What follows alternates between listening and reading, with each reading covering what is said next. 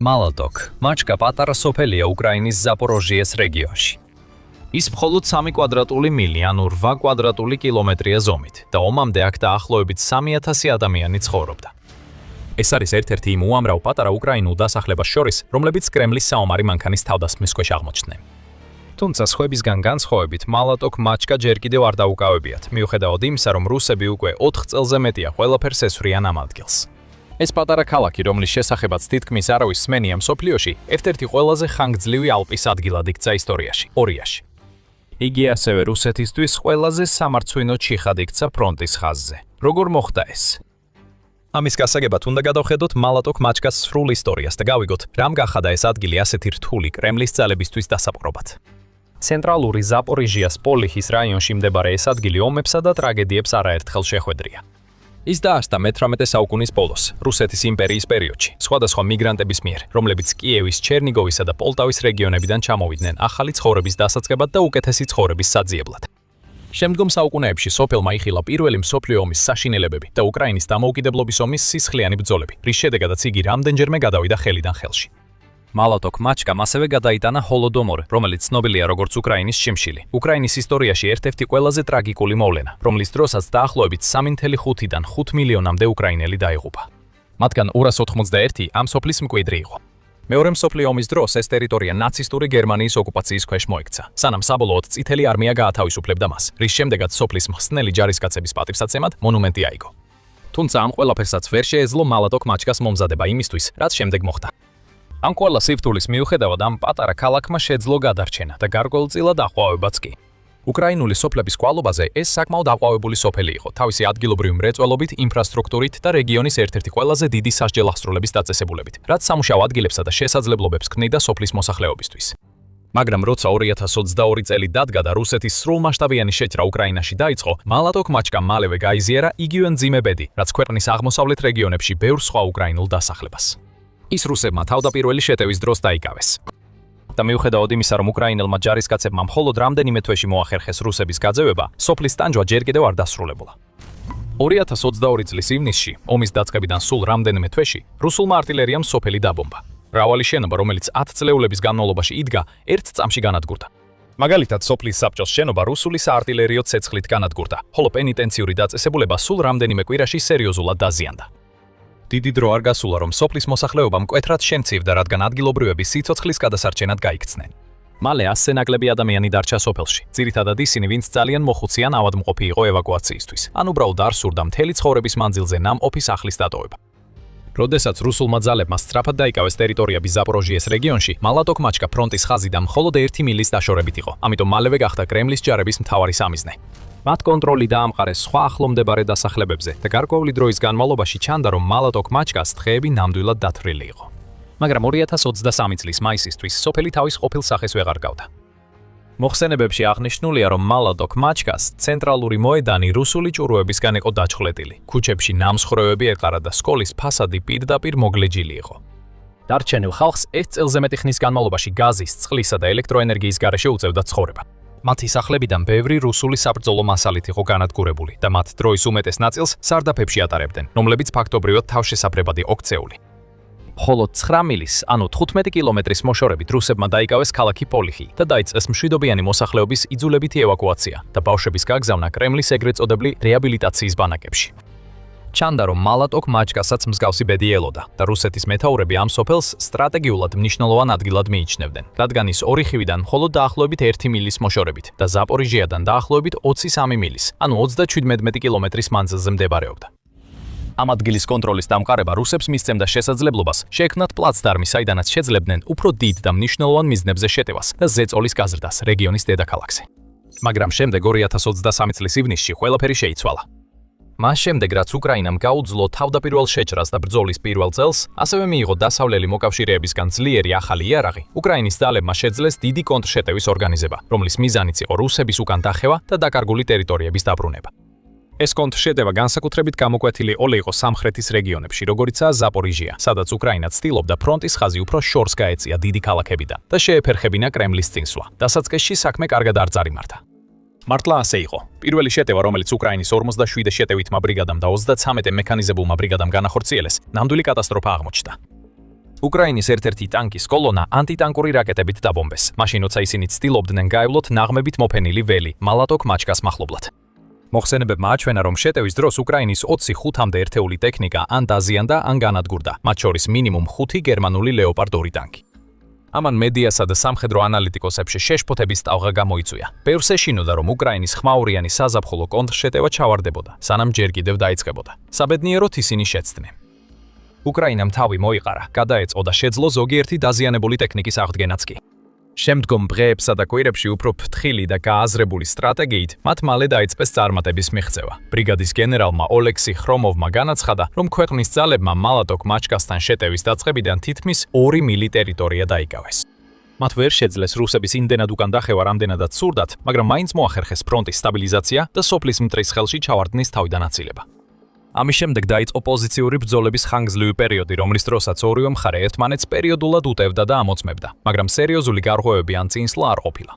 რუსები კვლავ ცდილობდნენ მალატოკ მაჩკას აღებას და ყველაფერს აკეთებდნენ ამ მიზნის მისაღწევად. იყენებდნენ ტანკებს, ქვეითთა საბრძოლო მანქანებს, შტურმის ჯგუფებსა და დრონებს, ომის მიმდინარეობისა და განვითარებასთან ერთად, მაგრამ ეს არასოდეს იყო საკმარისი. რატომ იყო ასე? სამხედრო ანალიტიკოსები მალატოკ მაჩკას უკრაინული დაცვის ორ მთავარ მიზეზს ასახელებენ.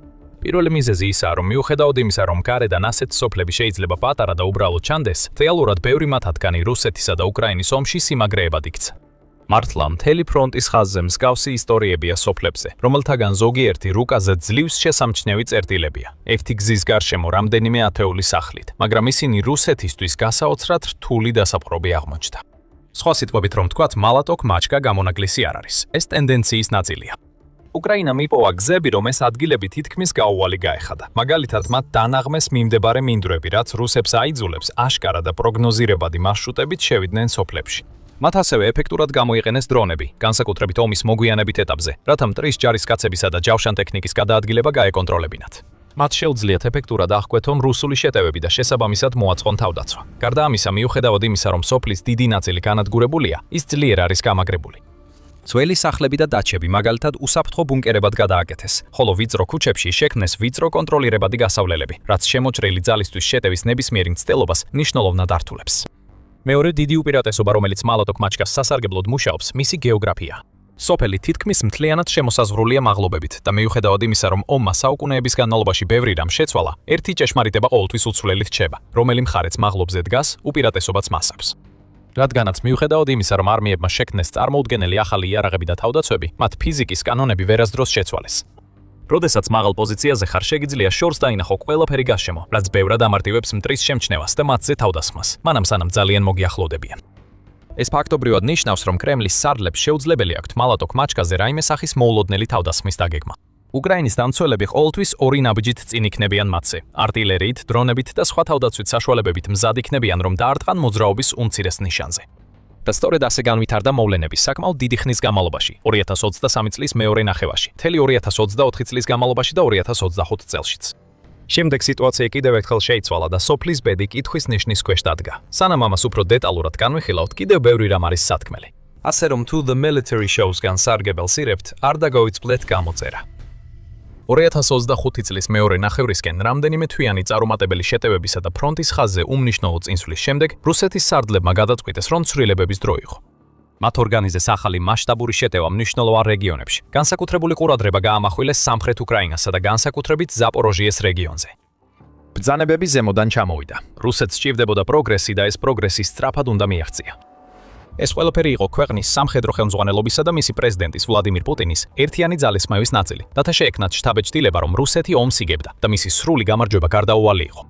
თეორიულად, ეს კრემლს მოლაპარაკებების დროს ბევრად უფრო ძლიერ პოზიციას მისცემდა, არა მხოლოდ უკრაინასთან, არამედ შეერთებულ შტატებთან და თუნდაც ევროპის კავშირთან. რაც უფრო მეტ მიწას მოიპოვებდა ქვეყანა, მით მეტი ბერკეტი ექნებოდა მის ხელში. ამიტომ დამატებითი შეტევითი რაზმები შეიკრიბა წინსვლისთვის. რუსეთის სარდლები იმედოვნებდნენ, რომ ამ შეტევების მასშტაბი საბოლოოდ საკმარისი იქნებოდა უკრაინის თავდაცვითი ხაზების გასარღვევად და იმ მნიშვნელოვანი დასახლებების დასაკავებლად, რომლებიც მათ დიდი ხნის განმავლობაში ხელიდან უსხლტებოდათ, მაგალითად თავად მალატოკ მაჩკა. ამიტომ ოქტომბერსა და ნოემბერში ეს ტერიტორია სულ უფრო ძლიერი შეტევების ქვეშ მოექცა. ერთმანეთის მიყოლებით მასიური მექანიზებული შეტევები ეცემოდა სოფელს, რომელსაც მამაცურად იცავდნენ უკრაინის 118 ცალკეული მექანიზებული ბრიგადის წევრები, რომლებიც მე-10 არმიის კორპუსის შემადგენლობაში არიან. ბრიგადის ერთ-ერთმა პრეს-ოფიცერმა სოფლის დამცველები მალატო კმაჩკას კიბორგებად მოიხსენია, რითაც მიუთითა იმ ლეგენდარულ უკრაინელ სამხედროებზე, რომლებმაც გმირულად დაიცვეს დონეცკის აეროპორტი 2014 წლის მაისიდან 2015 წლის იანვრამდე. მიუხედავად იმისა, რომ ისინი თითქმის მთლიანად ალყაში იყვნენ მოქცეულნი და იძულებულნი იყვნენ ებრძოლათ უკიდურეს პირობებში, მათ შორის ნულზე დაბალ ტემპერატურასა და უწყვეტ საარტილერიო დაბომბვაში, ამ მამაცმა ჯარისკაცებმა გადარჩენა შეძლეს, რითაც დაიმსახურეს კიბორგების მეტსახელი და სამუდამოდ დაიმკვიდრეს ადგილი უკრაინის სამხედრო ისტორიაში. შესაძლოა ისინი ისეთივე ცნობილები არ იყვნენ, როგორც თავდაპირველი კიბორგები, მაგრამ მალატო კმაჩკაში და მის გარშემო განლაგებულმა საოცარმა სამხედროებმა იგივე განსაკუთრებული სული და განძლეობა გამოავლინეს, რამდენჯერმე მოიგერიეს რუსული შეტევები და სოფელზე კონტროლი შეინარჩუნეს. მაგალითად 2025 წლის 20 ოქტომბერს რუსეთმა ერთ-ერთი ყველაზე მასშტაბური შეტევა განახორციელა. შეიკრიბა უზარმაზარი ძალა, რომელშიც შედიოდა კრემლის 61-ე მოტომსროლელი პოლკის დანაყოფები, 2 დამატებითი მოტომსროლელი, ასეული და დაახლოებით 26 ჯავშან ტექნიკა, მათ შორის ტანკები, ქვეითთა საბრძოლო მანქანები, ტაიგერის ტიპის მანქანები და ჯავშან ტრანსპორტიორები, ეგრეთ წოდებო APC-ები. თეორიულად ასეთი ზომისა და ძალის მქონე ძალას უნდა შეეძლოს მთელი ქალაქის აღება, მით უმეტეს პატარა სოფლის, მაგრამ ასე არ მოხდა. ამის ნაცვლად რუსეთის მასშტაბური შეტევა სრული მარცხით დასრულდა. უკრაინის დამცველებმა პოზიციები გაიმაგრეს და გააკეთეს ის, რაც საუკეთესოდ გამოსდით. მაქსიმალურად გამოიტანეს მათ ხელთ არსებული იარაღი და თავდაცვა, რათა მტერი გაენადგურებინათ. დღე დასრულდა 30 რუსი ჯარისკაცის დაობით. სხვები დაიჭრნენ და დაახლოებით 21 ერთეული ტექნიკა სრულად განადგურდა. მიუხედავად ამისა, ალბათ სირცვილის გამო ან უბრალოდ პროპაგანდისტული ტაქტიკის სახით რუსი ოფიციალური პირები ამტკიცებდნენ, რომ მათი მცდელობები წარმატებული იყო. 2026 წლის 16 ნოემბერს ქვეყნის თავდაცვის სამინისტრომ გამოაცხადა, რომ მალატო კმაჩკა სრულად იყო აღებული.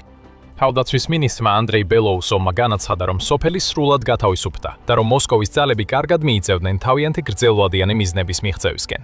უკრაინამ რა თქმა უნდა უარყო ნებისმიერი მტკიცება იმის შესახებ, რომ მალატო კმაჩკა აღებული იყო.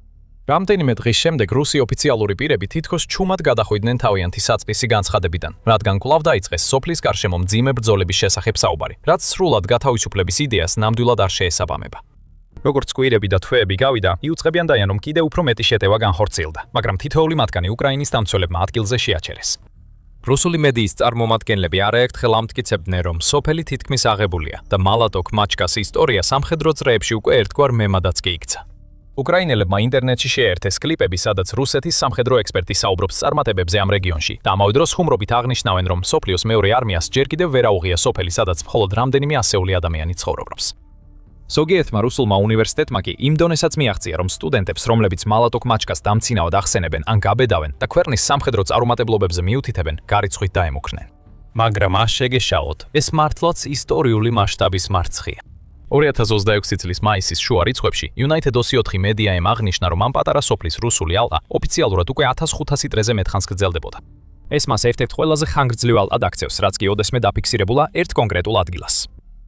მაგალითად, უფრო ხანგრძლივი ვიდრე რომაელების მიერ კართაგენის ალყა, რომელიც დაახლოებით 1100 დღე გაგრძელდა. უფრო ხანგრძლივი ვიდრე გიბრალტარის დიდი ალყა, რომელიც დაახლოებით 1320 დღე გაგრძელდა. უფრო ხანგრძლივი ვიდრე ლენინგრადის, რომის, ალექსანდრიის, იერუსალიმისა და კონსტანტინოპოლის ალყები.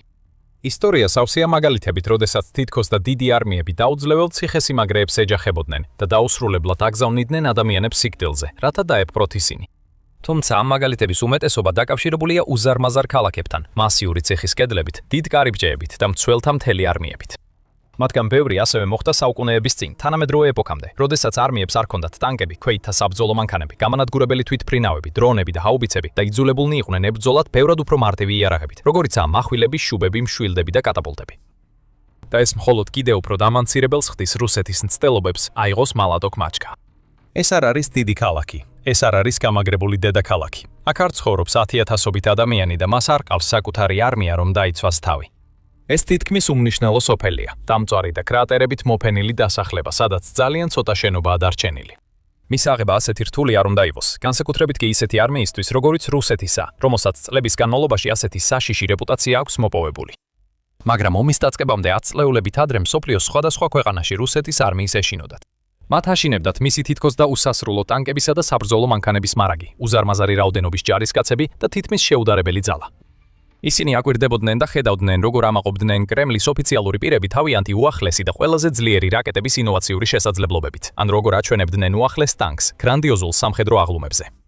ისინი ფიქრობდნენ, რომ დაუძლეველი რუსული სამხედრო მანქანა თითქმის ნებისმიერ მოწინააღმდეგეს გადაუარებდა თავის გზაზე. მაგრამ ეს მთელი მითოლოგია, მთელი ეს აურა, მთელი ის ძალა, რომლის დემონსტრირებაც კრემს ასეთ ძალიან სურდა, ახლა იშლება ჩვენს თვალწინ. რადგან ასეთი ისტორიები ამტკიცებს, რომ რუსული სამხედრო ძალა სულაც არ არის ისეთი ძლიერი, როგორც ოდესღაც მსოფლიო ეშინოდა. მათ ერთი სოფლის აღებაც კი არ შეუძლიათ. მან 4 წელზე მეტი დახარჯა ამ მიზნის მისაღწევად და ამ პროცესში დაახლოებით 2000 ჯარისკაცი დაკარგა, ასევე ათეულობით ტექნიკა. შესაძლოა ათობით ან ასობით მილიონი დოლარის ღირებულების სამხედრო აღჭურვილობა და პერსონალი. ყველაფერი უშედეგოდ. სოფელი ჯერ კიდევ უკრაინის 118 მექანიზებული ბრიგადის ხელშია. ისინი დღემდე გამაგრებას აგრძელებენ, ჭკვიანურად და სტრატეგიულად ეკანებენ დრონებს, ნაღმებს და სხვა საშუალებებს, რათა მუდმივად აჯობონ და გადააჭარბონ მოწინააღმდეგეს. ამასობაში რუსი პროპაგანდისტებიც კი იძულებულნი გახდნენ აღიარონ საკუთარი ქვეყნის სამარცხვინო უნარობა. ვერ აიღონ ეს ტერიტორია. ერთ-ერთმა მათგანმა კი მალატოკ მაჩკა ტროასან ვერდენსაც კი შეადარა ისტორიის ყველაზე ლეგენდარული ბრძოლების ადგილებს. სინამდვილეში კი მალატოკ მაჩკას ერთადერთი ლეგენდარული რამისაა, თუ რამდენად კარგად იცავს მას უკრაინა. თუნდაც საბოლოოდ დაეცეს, რაც ბოლო მოვლენებიდან გამომდინარე ნაკლებად სავარაუდოა, ეს პატარა სოფელი სამუდამოდ დარჩება ისტორიის წიგნებში, როგორც ადგილი, რომელმაც სამუდამოდ დაამსხვრია რუსეთის სამხედრო უპირატესობის მითი. და ეს კრემლის დაშლის მხოლოდ ერთი ნაწილია. შეგიძლიათ მეტი გაიგოთ ქვეყნის გაგრძელებულ მარცხებზე და იმაზე, თუ როგორ იყენებს უკრაინა ჭკვიანურად ამ მარცხებს. ამ ვიდეოში, რომელიც ასახავს, თუ როგორ დაგეგმა უკრაინამ ერთ-ერთი ყველაზე დიდი და წარმატებული სიღრმისეული დარტყმა რუსეთის ინფრასტრუქტურაზე, კიევზე განხორციელებული სასტიკის სარაკეტო თავდასხმის პასუხად. ან ნახეთ ეს ვიდეო, რათა გაიგოთ, როგორ იპოვა უკრაინამ ბოლოს და ბოლოს განსაკუთრებულად ეფექტური პასუხი რუსეთის დაუღალავ პლანირებადი ბომბებით შეტევებზე. იმისთვის, რომ არ გამოგრჩეთ მეტი საინტერესო ანალიზი და უახლესი სიახლეები რუსეთ-უკრაინის ომიდან, გამოიწერეთ The Military Show დღესვე და როგორც ყოველთვის, მადლობას გიხდით ყურებისთვის.